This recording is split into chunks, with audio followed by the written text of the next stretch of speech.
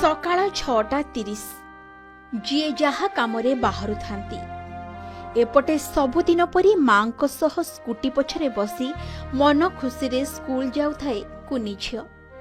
Helmet भी पिंधि थिले उभय। आउ कई मिनिट परे पहुंची जाइथांते स्कूल रे। हेले भाग्यर विडंबना अधा रास्ता रे घटिला बड़ अघटन।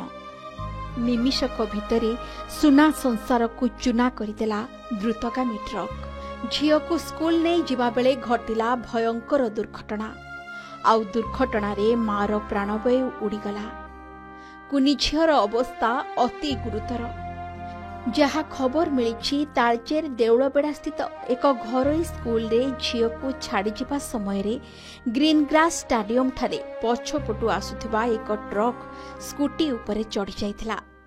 जहा फल घटनास्थल रे ही मां प्रवीणा साहूकर मृत्यु घटिथिबा बेले चतुर्थ श्रेणी रे पढ़ुथिबा 10 वर्षर झियो सान्विका कुमारी साहू छिटिकी पड़िथिला।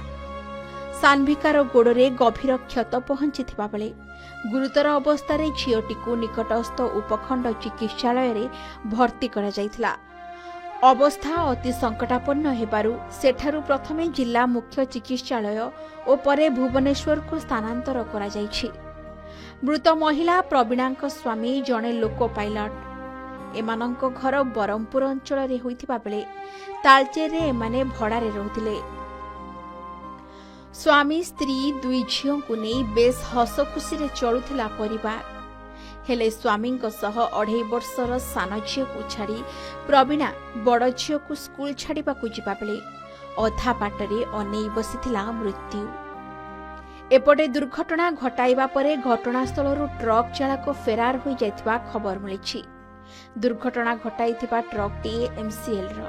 तेणु क्षतिपूरण दाबी रे घटनास्थल रे रास्ता रोक सह चापा उत्तेजना देखा देइछि। तालचेर पुलिस घटनास्थल रे पहुंची अधिक तदंत जारी रखिछि। घटना परे संपूर्ण भांगी पड़िछंती प्रवीणांक स्वामी। दुईटा झियो एबे मां छेउंड।